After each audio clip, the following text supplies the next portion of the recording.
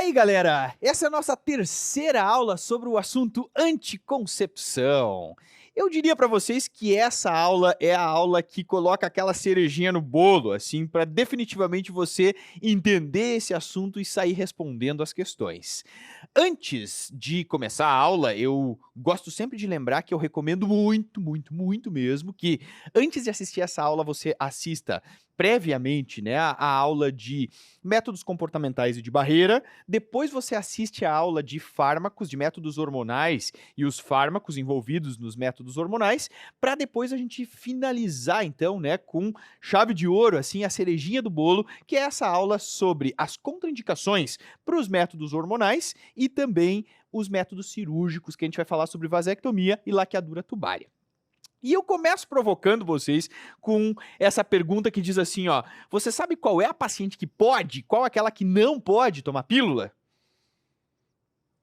Simples. Simples assim. Pode.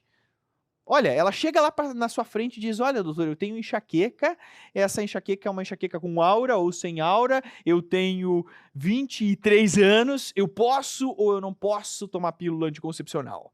Você está preparado para esse tipo de atendimento? Digo mais, você está preparado para acertar esse tipo de questão na prova? Cara, isso cai horrores em prova do Brasil afora, cai muito, mas muito mesmo, esse tipo de questionamento. Você está preparado? Você sabe qual é a paciente que pode e qual a que não pode? Essa é a pergunta que eu lanço para vocês e depois nós vamos responder ela durante a aula e depois eu quero voltar para ela de novo para a gente fazer o nosso encerramento. Então, galera, eu vou falar basicamente sobre as contraindicações dos métodos hormonais e também sobre os métodos cirúrgicos. Confesso que essa aula é a que eu mais gosto de falar, porque é aquela que realmente fecha, né? Tudo aquilo, coroa aquilo que a gente estudou. Bora lá!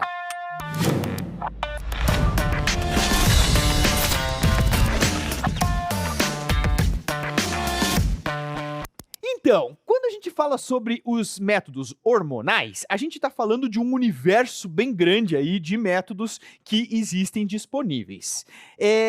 Quando a gente fala sobre o que tem em cada um dos métodos, a prova não vai dizer para você assim, olha, candidato querido, né, candidata querida, o injetável trimestral é aquele método que tem só progesterona. Não, você é que tem que saber qual que tem só progesterona e qual que tem os dois, qual que tem estrogênio e progesterona.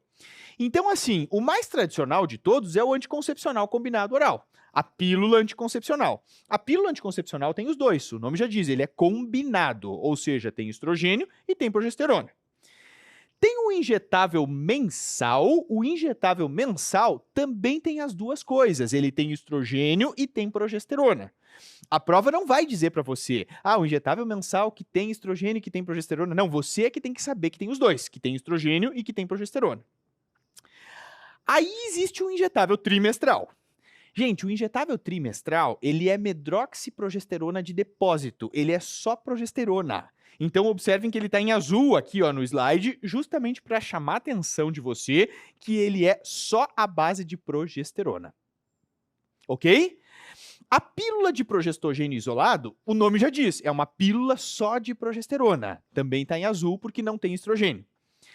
O implante subdérmico, popularmente conhecido por chip, né? Ele é, na verdade, então, um material, um polímero sintético que vem medicado com etonogestrel, que é um tipo de progesterona. E ele tem só ela como componente. Então, assim, o implante, ele é, então, um material sintético, um polímero sintético, que contém etonogestrel e tem só progesterona. Tá em azul ali, ó, é só progestogênio. Tem o adesivo transdérmico que tem os dois, tem estrogênio e tem progesterona. E mais recentemente, existe o anel vaginal, que também tem os dois, tem estrogênio e tem progesterona. Essas são as formas de administração que a gente tem dos métodos contraceptivos hormonais. Você é que precisa saber o que é que tem só progesterona e o que é que tem os dois. Então lembra que o que tem só progesterona é o injetável trimestral, que é a progesterona de depósito, né, o acetato de medroxiprogesterona, que ela faz 150 miligramas intramuscular de 3 em 3 meses. A pílula só de progesterona também é só progestogênio, o nome já diz. E os implantes subdérmicos também é só progestogênio. Fechado? Outra particularidade que eu quero lembrar vocês é que assim, ó, os anticoncepcionais combinados, os adesivos transdérmicos e o anel vaginal, eles têm etililestradiol como componente estrogênico, certo? Que é o principal estrogênio sintético. Agora, o injetável mensal, os injetáveis mensais, eles não têm etililestradiol como componente estrogênico. Eles têm o valerato de estradiol como componente estrogênico. Ah, Jader, mas eu preciso saber isso? Esse detalhe é importante? Cara, é importante. Esse detalhezinho, ele é importante porque a gente sabe que os injetáveis mensais, eles não trabalham com o etililestradiol. O anticoncepcional combinado oral, sim. Claro que já tem pílulas de valerato e já tem pílulas de 17 beta-estradiol, sim, mas a grande maioria dos preparados comerciais de anticoncepcionais são à base de etililestradiol, assim como os adesivos transdérmicos e o anel vaginal. Sim? Mas o injetável mensal, o tipo de estrogênio é o valerato de estradiol. E tem um outro preparado comercial que é com etantato de estradiol, que também é um estrogênio mais parecido com o estrogênio endógeno, mas ele não trabalha com etililestradiol. Fechado? Esses detalhes é importante que você saiba para você conseguir entender então aí os métodos hormonais. Bom, aí então a Organização Mundial da Saúde, que rege tudo isso, ela coloca assim, ó, uma tabela, uma classificação, que eles colocam assim, ó, 1, 2, 3 e 4. 1 quer dizer que o método ele pode ser usado sem restrições. 2 quer dizer que os benefícios do método, eles superam os riscos.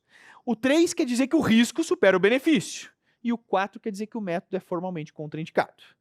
Jader, ok, mas desse samba todo aqui, ó, o que eu preciso saber? Cara, você precisa saber que 1 e 2 pode usar e 3 e 4 não pode usar. Então, assim, basicamente, se o método for categoria 1 ou categoria 2, tá liberado, pode usar. Se o método for categoria 3 e 4, também tá liberado. Aí, o que acontece? A Organização Mundial da Saúde, ela construiu uma tabela que existe aí nos livros de vocês, que é essa tabela aqui, né? E aí, quando vocês olham essa tabela aqui, vocês vão fazer essa cara aqui, né? Vão dizer, pelo amor de Deus, Jader, tá louco? Como é que eu vou ficar decorando esses numerozinhos aqui? O que é 1, o que é 2, o que é 3, o que é 4? Isso aqui vai me deixar louco. Calma, esquece essa tabela. Não tem que decorar essa tabela. Não. Se você ficar decorando tabela, realmente você vai ficar louco, vai ficar com essa cara aqui. Não, eu não vou fazer isso com vocês. Gente, vocês precisam entender para vocês conseguirem fazer a tabela vocês mesmos. É isso, você é que vai construir a tabela se você entender. Mas como é que eu entendo? Cara, é simples. O pulo do gato que você tem que saber é o seguinte. Progesterona tem em tudo, não tem? Tem. Tem como fugir da progesterona? Não tem como fugir da progesterona. Tudo que é método hormonal tem progesterona. Até porque é o que precisa ter para bloquear a ovulação. Então, o que você tem que saber? Você tem que saber quais são as contraindicações ao estrogênio. É isso. Se você entender quais são as contraindicações ao uso de estrogênio, você entende a tabela. Você monta a tabela sem precisar decorar. Quer ver? Olha só.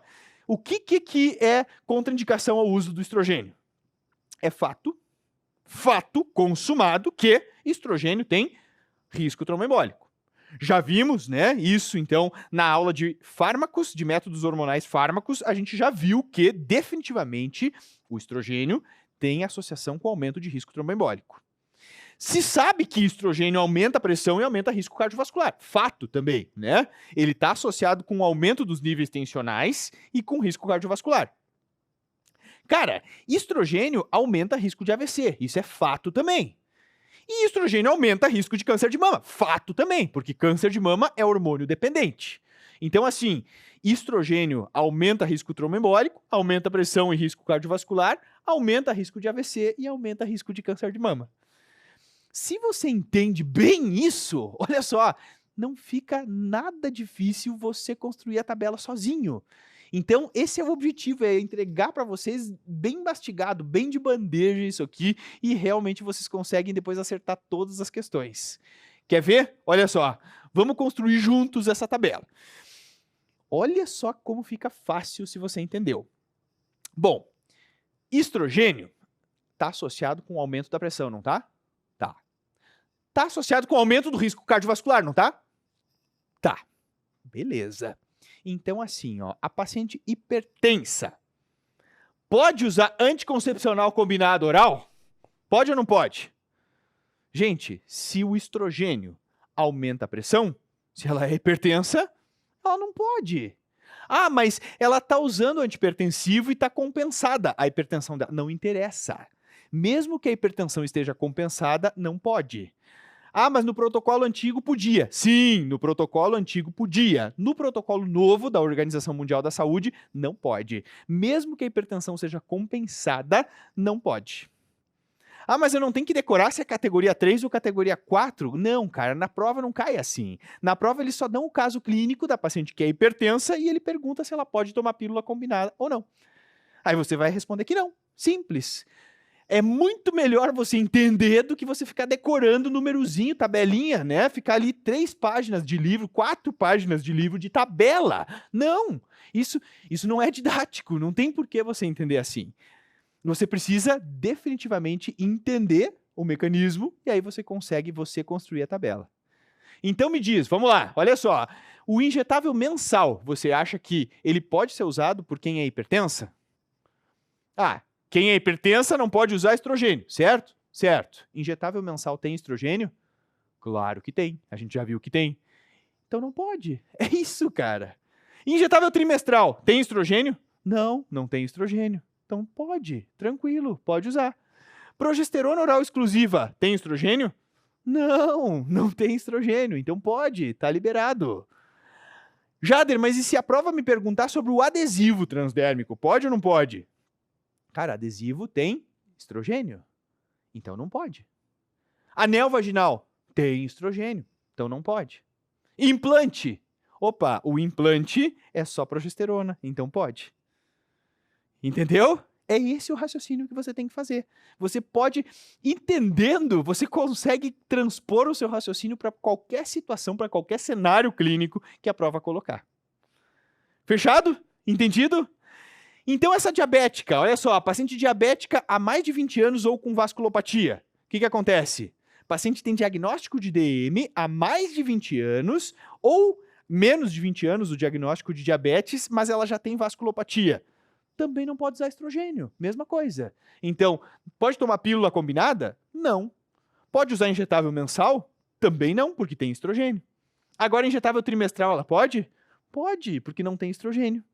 Pílula de progesterona oral exclusiva, pode? Pode, porque não tem estrogênio. É o mesmo raciocínio.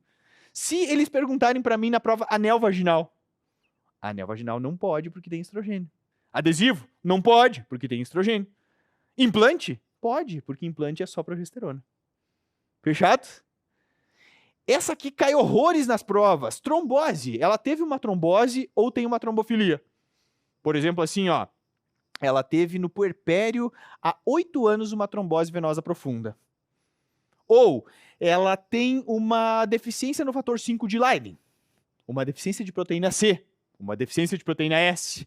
Uma hiperhomocisteinemia. Ela tem aí uma trombofilia congênita. Essa paciente pode usar estrogênio? Lógico que não. O vilão da história vai ser o estrogênio com a trombofilia. Olha só, presta atenção. Na verdade, o grande problema é que a gente acaba decorando e aí a gente às vezes escorrega muito em questão de prova porque a gente decora. Não, cara, não tem que decorar. Qualquer uma dessas coisas que aparecer ali, proteína C, proteína S, fator 5 de Leiden, homocisteína, tudo isso é trombofilia. Então, se eles colocarem qualquer tipo de trombofilia na sua prova, tem que lembrar que ela não pode usar estrogênio. Ah, mas progesterona ela pode usar? Pode. Progesterona ela pode usar. Ah, mas eu lembro que o vascular encaminhou porque essa paciente teve uma trombose, uma mulher jovem teve uma trombose e descobriu que ela tinha aí uma deficiência no fator 5 de Leiden. Tinha uma mutação, né, no fator 5 de Leiden. E aí, por isso que ela teve a trombose quando tomou anticoncepcional. Aí ele está dizendo que ela não pode usar nenhum tipo de hormônio sob hipótese alguma. Ela não pode usar pílula com progestogênio isolado. Sim, muitas vezes eles não sabem isso, né? Então, é o que eu sempre digo, a gente tem que esclarecer isso e tem que saber orientar, inclusive, às vezes, os outros colegas. Então, gente, olha só, não pode usar estrogênio, ponto final. Porque às vezes todo mundo bota tudo no mesmo saco de gato e acha que tudo tem estrogênio. Não, o que tem estrogênio não pode. Agora, o que é só de progesterona pode. Então vamos montar a tabela junto? Olha aqui. Hipertensão, aliás, anticoncepcional combinado em trombose venosa profunda e trombofilia. Pode ou não pode? Não pode, porque tem estrogênio.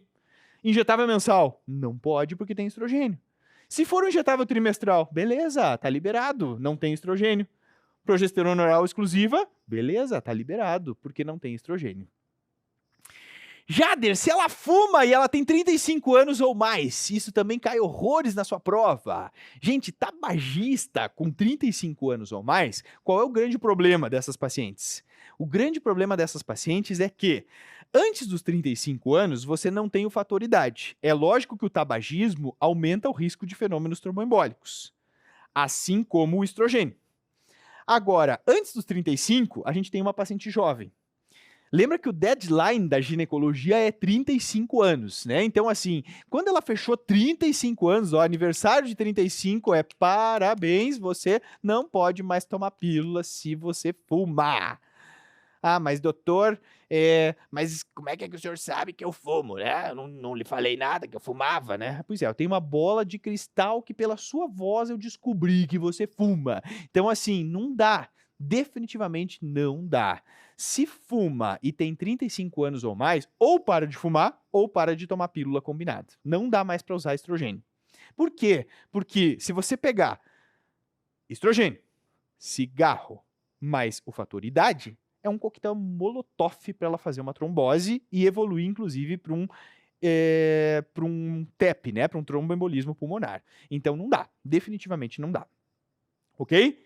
Então vamos lá, gente. Quem fuma e tem mais de 35 anos, como é que a gente preenche aqui a tabela? Pode usar pílula combinada? Claro que não. Injetável mensal? Claro que não, porque tem estrogênio. Trimestral pode? Pode, o trimestral pode porque não tem estrogênio.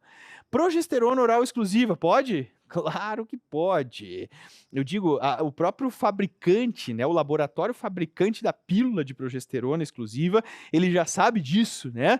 E inclusive ele usa isso na propaganda, né? A gente via que antigamente tinha uma propaganda da pílula de progestogênio exclusivo que tinha uma paciente lá, uma executiva e tal, né, toda bem arrumada, com mais de 35 anos, e aqui, ó, fumando, né? E aí dizia: tem pacientes suas que não podem usar estrogênio, então prescreva a pílula que tem só progesterona, né? Então foi aí uma estratégia de marketing aí para justamente lembrar disso, que quem usa, quem tem 35 anos ou mais não pode mais usar estrogênio, tem que ser só método de progesterona.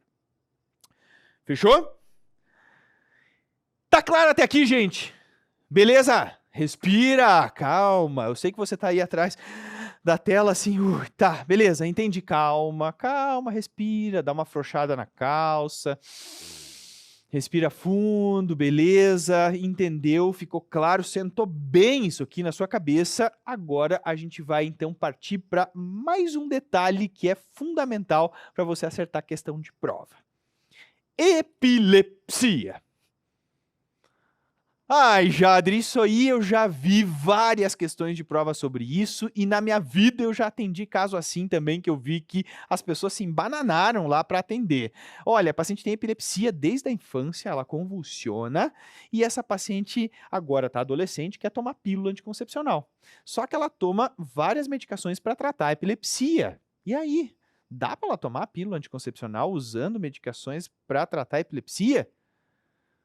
Calma, olha só, a gente precisa saber quais medicações são e qual tipo de pílula que é. Então, gente, aprende para você não fazer confusão, que é o que a gente vê no dia a dia, que acontece, sempre dá bateção de cabeça, né, nos postos de saúde quando acontece isso. Vem comigo, olha só. O que acontece?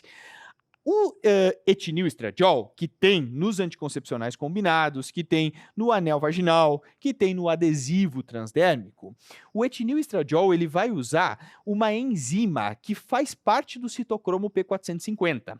O citocromo P450 é aquele complexo enzimático no fígado e dentro do citocromo P450 existe uma enzima chamada CYP3A4. Ela faz parte do citocromo P450.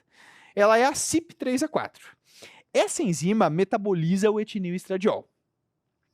E a progesterona, quando ela for usada por via oral, que vai ter aquela primeira passagem hepática, ela também vai usar a CYP3A4 para o seu metabolismo. Então, tanto o etilneestradiol quanto a progesterona oral vão usar a CYP3A4 para fazer o seu metabolismo. Qual é o grande problema? O grande problema é que existem medicações para tratar a epilepsia chamadas indutores fortes da CYP3A4. Que medicações são essas? Cara, a carbamazepina e a oxcarbamazepina fazem parte da classe farmacológica dos indutores fortes da CYP3A4. Assim como a fenitoína, assim como o fenobarbital, o topiramato e a primidona. Todos esses fármacos aqui, ó, carba, oxcarba, fenitoína, fenobarbital, topiramato e primidona, são indutores fortes da CYP3A4. E o que acontece aqui? Vocês imaginem. O etilneestradiol e a progesterona oral vão usar a CYP3A4 para o seu metabolismo. E esses medicamentos também vão usar a mesma enzima quando eles passam pelo fígado. Concordam comigo que vai dar quiprocó, né? Óbvio, é lógico que vai dar, né? Vai dar chabu, né? Cada região do Brasil tem uma nomenclatura diferente, né? Cara, vai dar chabu, vai dar quiprocó. Lógico! É óbvio que vai ter interação medicamentosa. Se eles vão usar a mesma enzima para o seu metabolismo, um vai diminuir o efeito do outro. E se um diminui o efeito do outro, essa paciente vai ter mais chance de engravidar, porque a pílula anticoncepcional perde a sua eficácia, diminui a sua eficácia e ela vai continuar tendo crise convulsiva. Aí o neurologista diz, poxa, mas eu já estou com uma dose alta aí da medicação e ela continua convulsionando, o que está acontecendo? Tem coisa errada aí, né? Exatamente, claro, tem coisa errada aí. Está tendo interação medicamentosa e um está diminuindo o efeito do outro. Então, galera, não esqueçam, olha só, a regra que eu vou ensinar para vocês é para gravar para a prova e para a vida, porque isso aqui é definitivamente o que é aquela cerejinha do bolo mesmo para você conseguir acertar esse tipo de questão. Se ela usa indutores fortes da CYP3A4, ou seja, carbamazepina, topiramato está caindo muito em prova agora, né? Então, carbamazepina, topiramato, fenitoína, fenobarbital, primidona, a regra é nada com etilneestradiol e nada por boca. Então, ela não pode usar nada com etilneestradiol e nada que seja por boca. Por quê? A progesterona, quando ela passa pelo fígado, quando ela é por via oral e passa pelo fígado, vai usar a CYP3A4. O etilneestradiol também vai usar a CYP3A4. Então eu pergunto para vocês, o que pode usar de método hormonal? O que pode usar? Anticoncepcional combinado oral. É por boca e tem etilneestradiol. Não pode. Injetável mensal. Não é por boca. Ah, mas tem estrogênio. Tem estrogênio, mas é etilneestradiol? Não! Calma, não é! Olha só. Lembra que o injetável mensal, ele tem valerato de estradiol.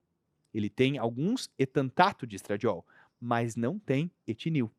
Então pode. Não é por boca e não tem etinil. Ok? E o trimestral? Não é por boca e não tem etilneestradiol. Pode. O implante? Não é por boca e não tem etilneestradiol. Pode.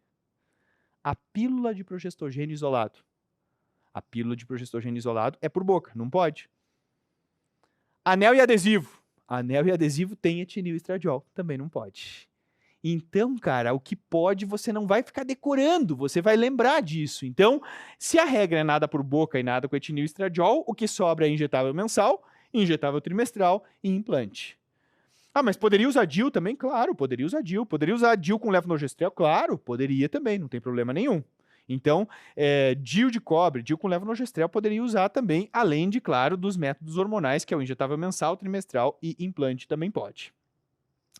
Mas aí tem aquela nossa grande amiga chamada lamotrigina. A lamotrigina, ela também está sendo muito usada aí no tratamento da epilepsia e ela tem uma particularidade que é tudo que a lamotrigina faz é usar a enzima de qualquer tipo de estrogênio. Ela vai lá e rouba a enzima que o estrogênio usa. Então a regra da lamotrigina é nada com estrogênio. Ok? Então, se for indutor forte da CYP3A4, a regra é nada com etinil estradiol e nada por boca. Se for lamotrigina, a regra é nada com estrogênio. Absolutamente nada com estrogênio. Não é etinil estradiol especificamente, é qualquer tipo de estrogênio. Gente, então o que pode se ela usa lamotrigina? Não pode anticoncepcional combinado oral, não pode injetável mensal, não pode anel, não pode adesivo. Mas pode injetável trimestral, pode pílula de progestogênio isolado e pode implante. Então, o que pode é isso, ó, pílula de progestogênio isolado oral, injetável trimestral e implante, isso ela pode usar. E tem também o nosso amigo ácido valproico. O ácido valproico, olha só que interessante, ele é também uma medicação que se usa para o tratamento da epilepsia e muito tem se usado aí o ácido valproico. O ácido valproico é o grande amigo do ginecologista, né? A gente sempre diz que o ácido valproico, ele não vai usar CYP3A4, ele não interage em nada com os métodos hormonais. Então, o ácido valproico você pode prescrever o que você quiser, pode tudo, né? O que você quiser que vai ficar eficaz. A gente vai ter uma eficácia garantida. Ô, Jader, mas como é que eu vou lembrar disso, né? Então, dessa regra. Então, de novo, olha só, pensa assim, ó. Se for indutor forte da CYP3A4, a regra é nada por boca e nada com etinil estradiol. Lamotrigina, nada com estrogênio. Ácido valproico, cara, pode tudo. É só pensar assim, ó, é valproico, vai, né? Ele vai com tudo, porque ele é valproico. O ácido valproico vai com tudo. Você pode prescrever o que você quiser que tá liberado. Fechado? Beleza? Show de bola! Então, vamos ver o que é que aconteceu naquela série Residência Médica, que a gente teve aí a participação aí da Rúbia, da Mariana, que elas estavam discutindo um pouquinho em relação a isso. Vamos ver se a discussão delas foi correta.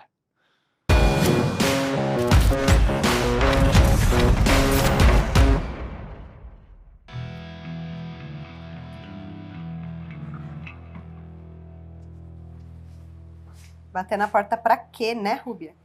Ai, me disseram que você tava sem paciente, Mariana. Você viu meu celular? Sem palavras pra você. Eu não sabia nem do seu paradeiro, eu vou saber do seu celular. Aliás, onde é que a senhorita estava ontem à noite? Eu fiquei que nem uma tonta te esperando pra estudar com o Felipe. Ai, eu tava precisando espairecer. Não dá pra gente ficar bitolado sempre, né, Mariana? Quem vê, pensa. E agora, não tem nada pra fazer, não? Até tenho, viu? E você? Tô aproveitando uma pausa pra estudar GO. Você bem que podia me ajudar, né? Não, peraí. Você pode repetir que você quer a minha ajuda? Eu vou até gravar. Ai, não tô sem celular. É sério. Eu tô vendo aqui o caso de uma mulher que tem epilepsia e pode estar grávida, mesmo usando anticoncepcional. Daí fala da reação cruzada entre os medicamentos para epilepsia e a pílula anticoncepcional. Um anula o efeito do outro. Complicado, né? Porque o paciente já tem essas crises convulsivas e ainda engravida. Pois é. Eu tô vendo aqui que os anticonvulsivantes que têm cruzamento com a pílula são os da classe dos indutores da citocromo P450 3A4. Mas não fala aqui quais poderiam ser usados no lugar. Você sabe? Nesse caso, o anticonvulsivante que não cruza com a pílula é o ácido valproico. Daí, se a paciente usar qualquer outro, é melhor escolher um contraceptivo que não seja oral e que não tenha etinil estradiol. Como é que você consegue guardar tudo isso na cabeça? Impressionante. Mas você deu sorte, viu, que eu estudei esse assunto com o professor Jader essa semana. Até mais tarde, Miss Plantão. Tudo que eu queria era ser bela adormecida. Cara, essa Rúbia manda muito bem. Então ela viram que ela realmente, então já lá, pá, já deu na lata ali o que realmente precisa saber. E é exatamente isso, gente. Então olha só, se ela tem epilepsia e ela usa um indutor forte da CYP3A4, que é a maioria das pacientes, anticoncepcional combinado, pode ou não pode? Não pode, né? É por boca e tem etinil estradiol. Injetável mensal, pode ou não pode? Pode, injetável mensal não é por boca e ele não tem etinil estradiol, tem valerato como componente estrogênico. Trimestral, não é por boca, não tem etinil estradiol. Beleza, tá liberado, claro que pode.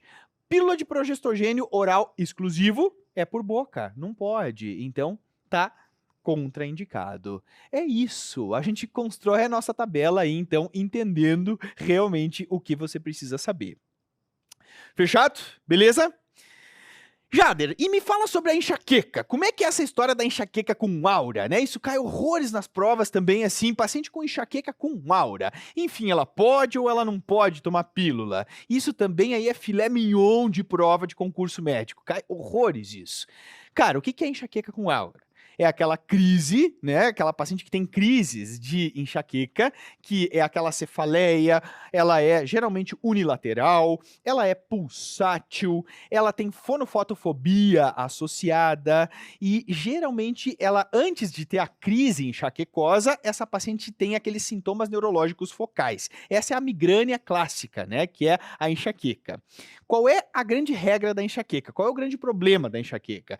Na verdade, se sabe que a enxaqueca é um fenômeno vascular. Então, o fenômeno, né, que leva à origem, à etiologia da crise, é um fenômeno vascular.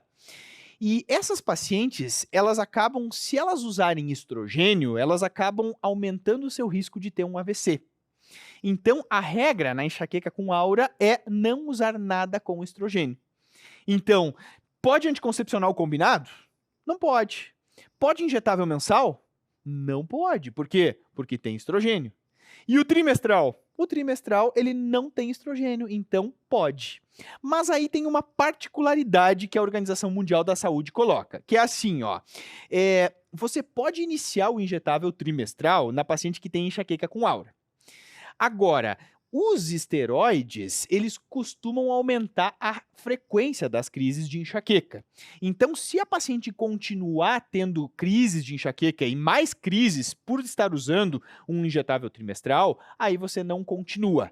Então, o I vem de iniciar e o C vem de continuar. Presta atenção nisso aqui. Ela pode iniciar, mas se ela tiver mais crises, ela não deve continuar. É a mesma coisa a progesterona oral exclusiva. Ela não tem estrogênio, então pode começar. Agora, se ela começar a ter mais crise de enxaqueca, ela não deve continuar. Fechado? Beleza? Gente, tem que saber isso. Presta atenção, olha aqui. Olha só, não vai para a prova sem saber essa regra, sem lembrar dessa regra. Enxaqueca, se ela for com aura, não pode usar nada que contenha estrogênio, certo? Essa é a regra da enxaqueca com aura. Agora, se ela tiver uma enxaqueca sem aura, aí a questão é dividida em relação à idade da paciente. Se ela tiver uma enxaqueca sem aura, ela tem, na verdade, aquelas crises de enxaqueca, mas ela não tem aqueles sintomas neurológicos focais antes da crise. Aí a questão é a idade. Qual é a idade sabática da mulher, que eu sempre digo? É 35. Em ginecologia, sempre 35 anos. Deu branco na hora da prova? Cara, é 35 anos. Sempre é 35 anos. Menos de 35 anos, ok, ela pode usar estrogênio, não tem problema. Agora, se ela tem 35 anos ou mais, tá contraindicado o uso de estrogênio também. Certo? Então, assim, menos de 35, beleza, tá liberado, pode tomar anticoncepcional combinado oral. 35 anos ou mais, a gente vai ter, então, o risco de AVC, da idade, da enxaqueca e do estrogênio. Então, tem que tirar o estrogênio. A partir dos 35 anos, tem que tirar o estrogênio. Ô, Jader, mas e se for outro tipo de cefaleia? Por exemplo, cefaleia tensional ou o cluster, né, que são aquela cefaleia em salvas. Beleza, esses tipos de cefaleia pode, não tem problema nenhum, pode usar qualquer tipo de método contraceptivo. Hormonal ou não hormonal. Aí tem uma questão que é bem importante, que é em relação assim, ó, a qual o melhor método escolher, né? Então, assim, se tiver lá nas alternativas, assim, uma paciente que tem 23 anos, tem enxaqueca com aura, e qual é o melhor método indicado para ela? Aí tem lá nas alternativas assim, ó, anticoncepcional combinado oral, não pode, porque tem estrogênio. Injetável mensal, não pode, porque tem estrogênio. Pílula de progestogênio isolado, pode? Pode, mas aí tem assim, DIU de cobre nas alternativas. O que é melhor? DIU de cobre ou pílula de progestogênio isolado? Os dois podem. Só que a diferença é que a pílula de progestogênio isolado você pode começar, mas se ela tiver mais crises, você não deve continuar.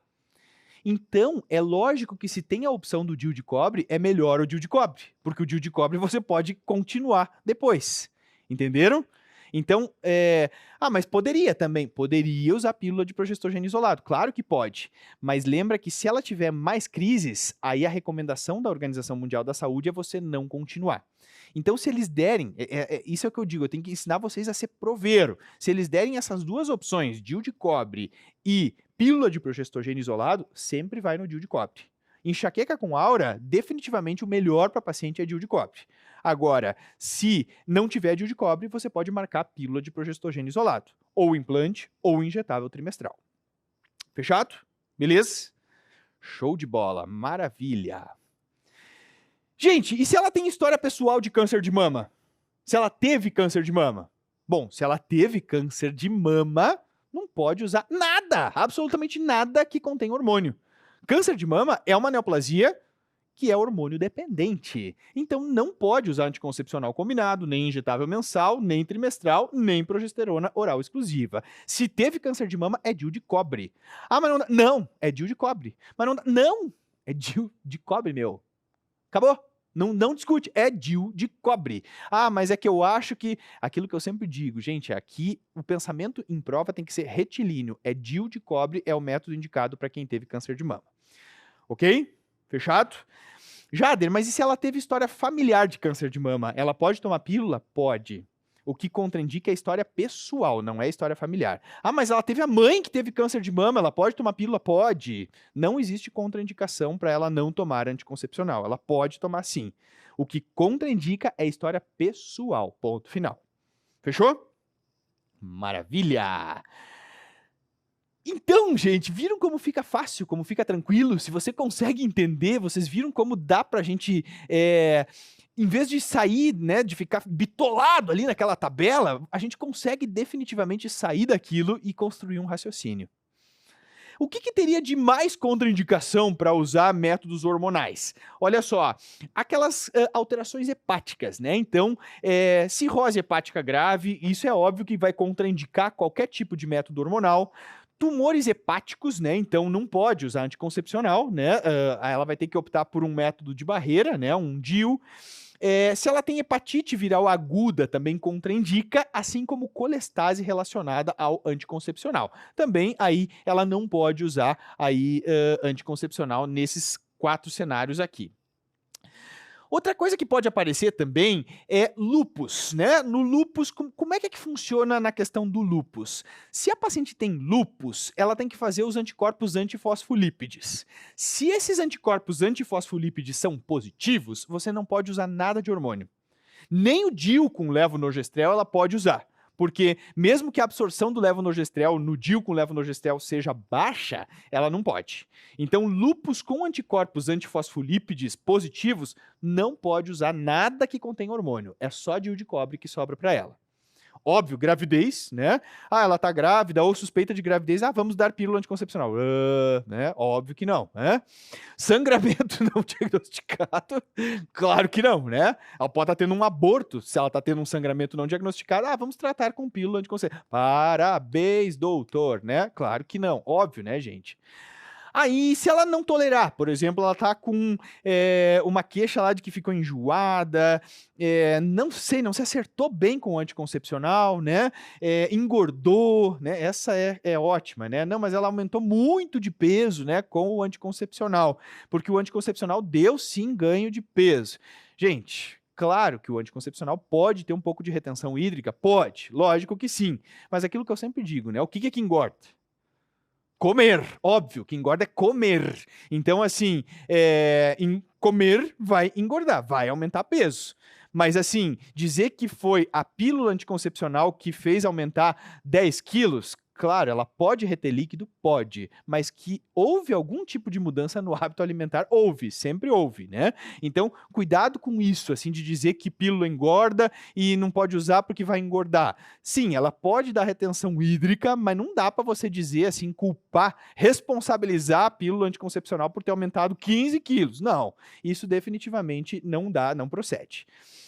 Tá, e os antibióticos? Os antibióticos, eu tenho várias histórias aí de paciente que estava tomando antibiótico e aí cortou o efeito da pílula anticoncepcional. E aí, meu? Antibiótico corta o efeito da pílula anticoncepcional? Ela teve uma amidalite, tomou amoxicilina, tomou azitromicina, cortou o efeito da pílula. Ela teve uma infecção urinária, tomou norfloxacin e cortou o efeito da pílula anticoncepcional. Cuidado, gente.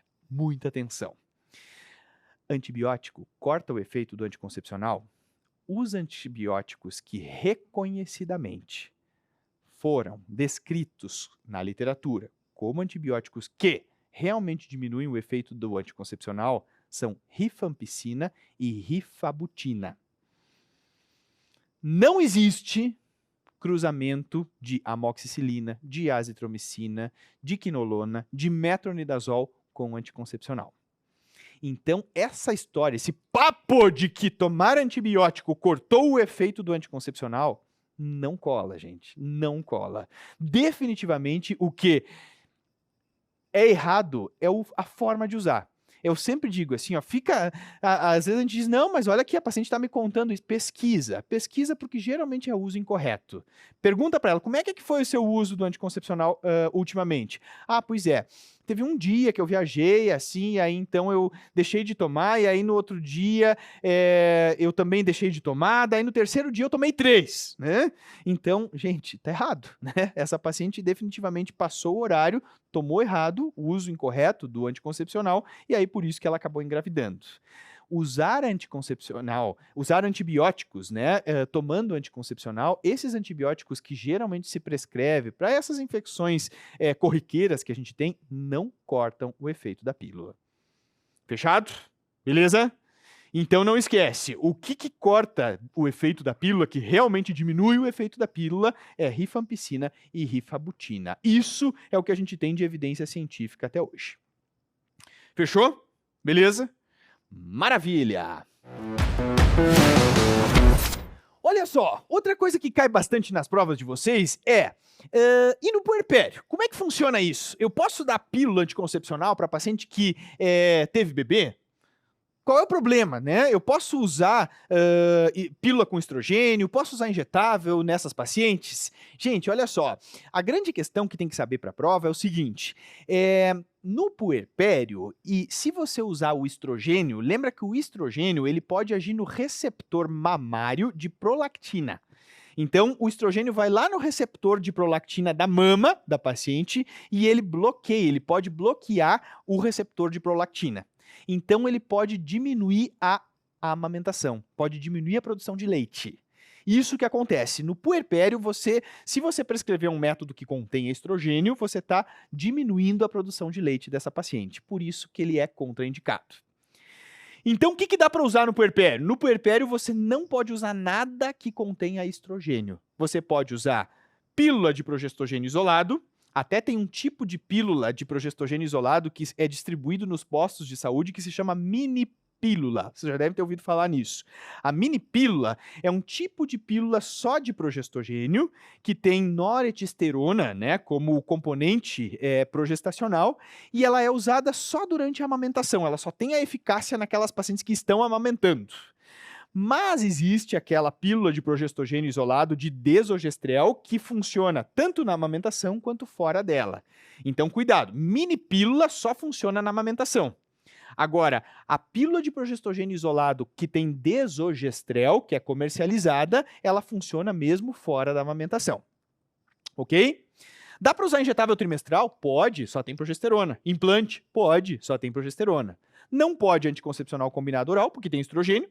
Não pode injetável mensal, não pode anel e não pode adesivo, porque tem estrogênio. Os que são só de progestogênio estão liberados e ela pode usar durante o puerpério. Fechou? Show de bola! Bom, e o que eu tenho de grupos especiais aí, então, para a gente finalizar os métodos hormonais? Existe as adolescentes que se acreditava no passado que essas adolescentes deveriam tomar pílulas com uma dose muito baixa de estrogênio. Ela é uma menina muito jovem, né? Então eu tenho que usar uma pílula de ultra baixa dose, de microdose. Ou então, tem no posto de saúde o injetável trimestral, eu posso dar para essas pacientes. Qual é o grande problema, gente? O grande problema é que durante a adolescência é o momento em que a paciente mais ganha massa óssea, certo?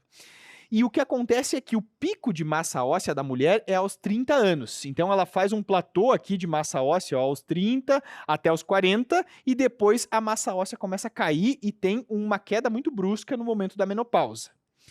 O que acontece é o seguinte, se você usar, então, em uma adolescente anticoncepcional de microdose, de ultra baixa dose, ou um injetável trimestral, você vai estar usando uma dose mais baixa. Se usar esse ultra baixa dose, a dose é mais baixa do que a produção de estrogênio que o próprio ovário dela produziria. E o injetável trimestral, você bloqueia a produção endógena de estrogênio. Então, essa paciente, ela acaba ganhando menos massa óssea do que ela deveria ganhar. Porque o estrogênio, lembra que ele é um coadjuvante no ganho da massa óssea. Ele é um osteoprotetor. Então, ela deveria estar ganhando massa óssea e ela não ganha se você der para ela um anticoncepcional de microdose, de ultra baixa dose ou um injetável trimestral. Então, cara, atenção que isso cai na sua prova.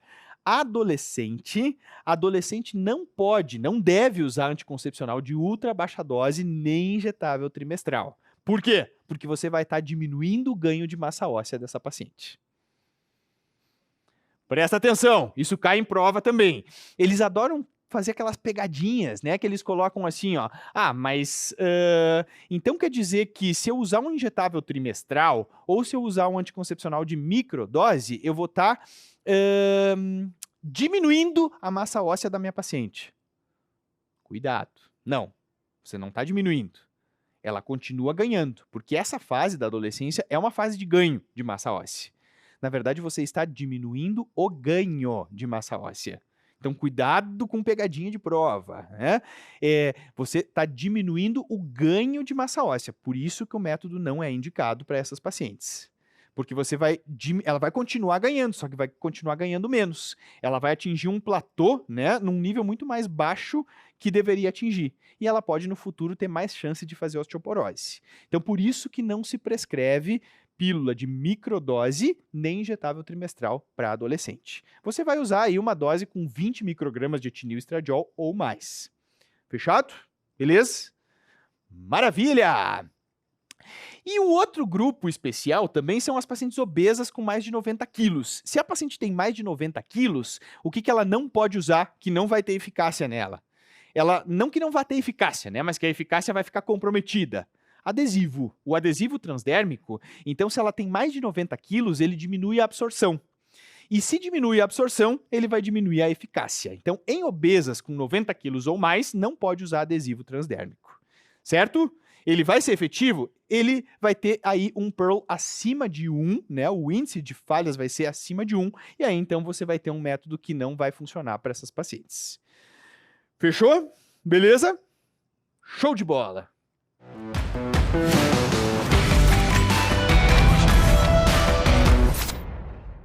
Uma coisa que tem aparecido bastante dos métodos hormonais nas provas é o conceito de LARC.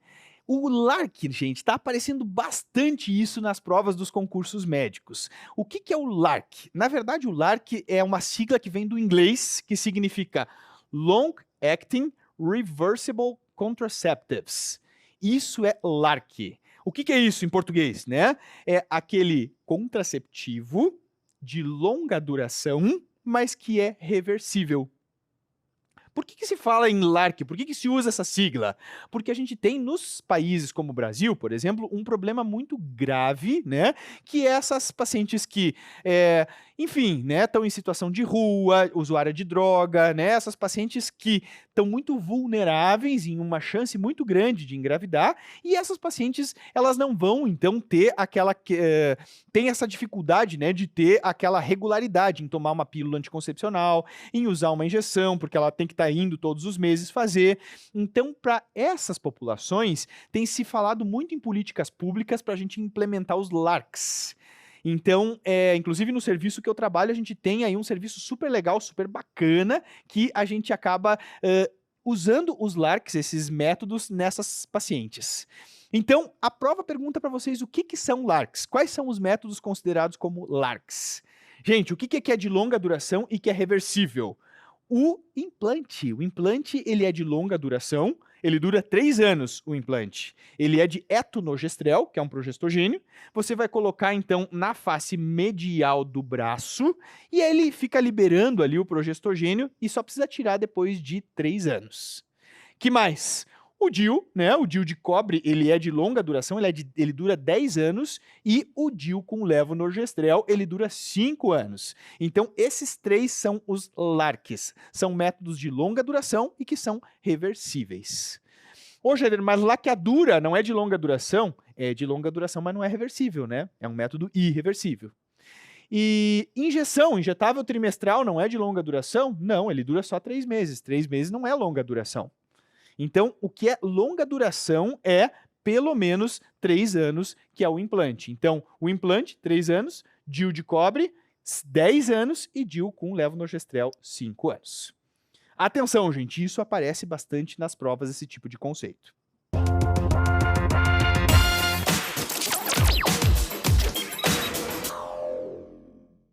Há muitos anos que, quando escrevo sobre essa coisa de crack, porque eu muito revoltado com essa... Você vai à Cracolândia, passa por lá, você vê aquelas meninas grávidas. Eu digo, pô, você tinha que montar uma barraquinha ali e oferecer, não forçar, lógico, mas bastava oferecer um implante desse, coloca, faz na hora, não precisa de ultrassom, não precisa de nada.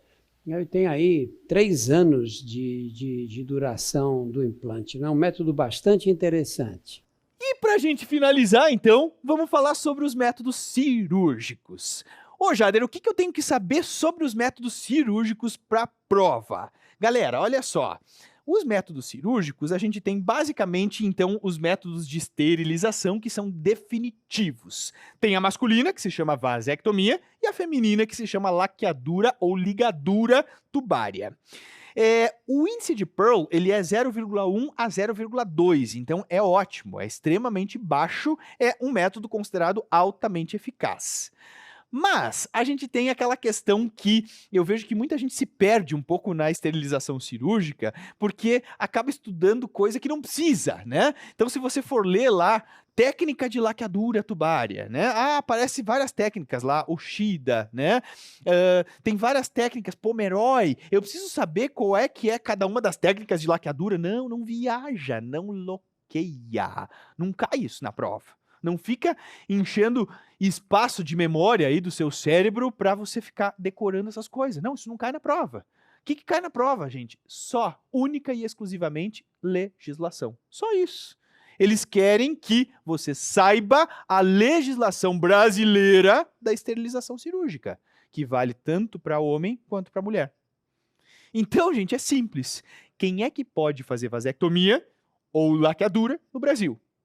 Homens e mulheres maiores de 25 anos, tem que ser maior de 25 anos, ou tem que ter pelo menos 2 filhos vivos. Então quer dizer que se tem menos de 25 anos, mas tem 2 filhos vivos, pode fazer vasectomia ou laqueadura? Pode.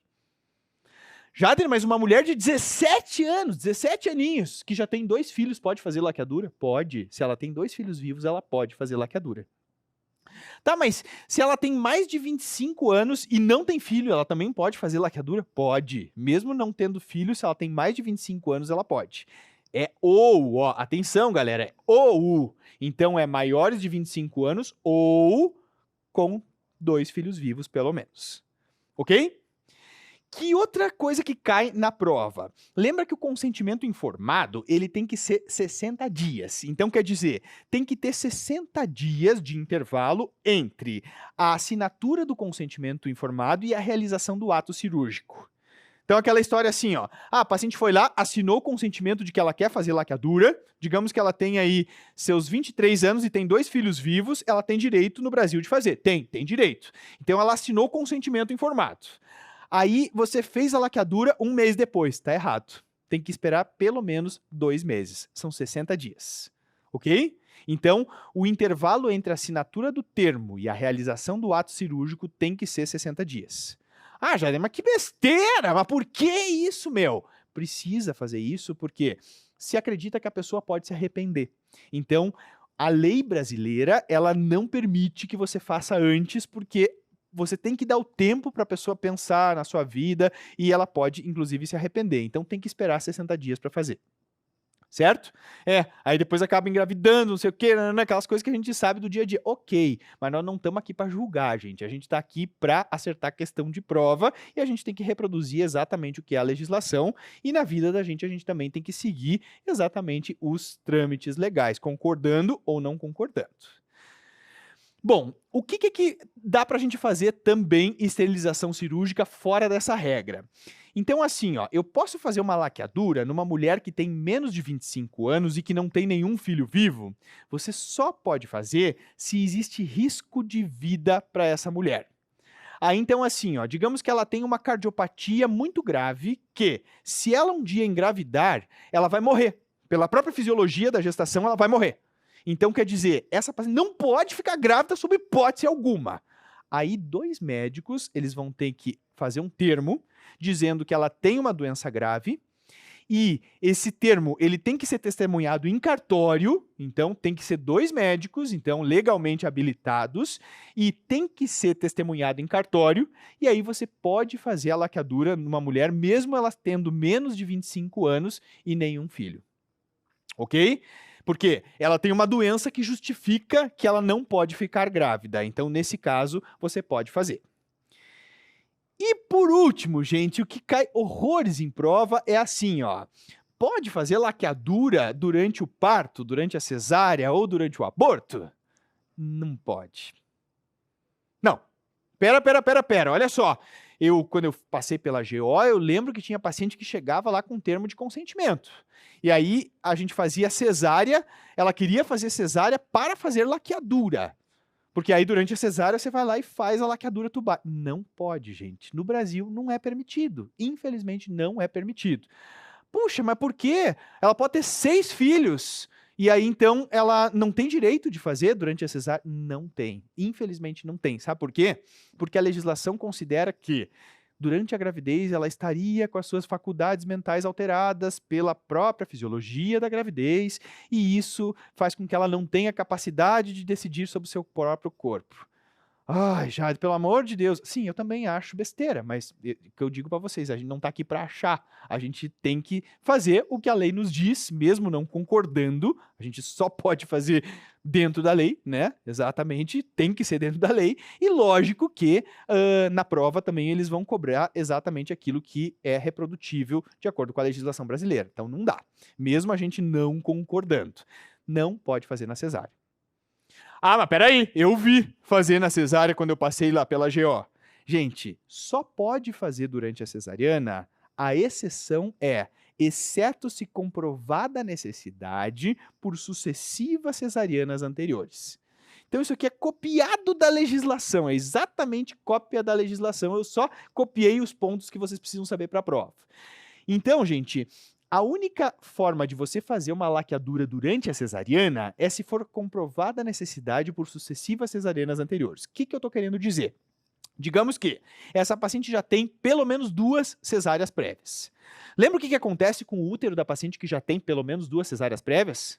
Ele fica um celofane, assim, um papelzinho, ele fica fino, né? Então, ela já teve aí histerotomia e histerorrafia, né? Aí depois teve mais uma cesárea com histerotomia e histerorrafia. O útero foi cada vez ficando mais fino, mais fino, mais fino. Então quer dizer que se ela engravidar de novo, essa paciente tem risco de romper o útero e tem risco de morrer. Ela corre risco de vida se ela ficar grávida de novo. Então essa paciente pode fazer laqueadura durante a cesárea. Mas aí você vai ter que registrar no prontuário, é só o médico que tem capacidade para fazer isso, né? Ele vai registrar no prontuário que durante a cesariana ele viu que existia uma iminência de ruptura uterina, ou seja, o útero estava prestes a romper. Se ela engravidar de novo, é óbvio que esse útero vai romper. Então, essa paciente pode fazer laqueadura tubária, você pode fazer durante a cesariana que você está respaldado legalmente. Entendido? Então, não dá para fazer durante parto, cesárea e aborto, exceto se comprovada a necessidade por sucessivas cesarianas anteriores. Então, ela tem que ter pelo menos 2 cesarianas anteriores para você, então, poder fazer a laqueadura durante a cesárea. Fechado? Beleza?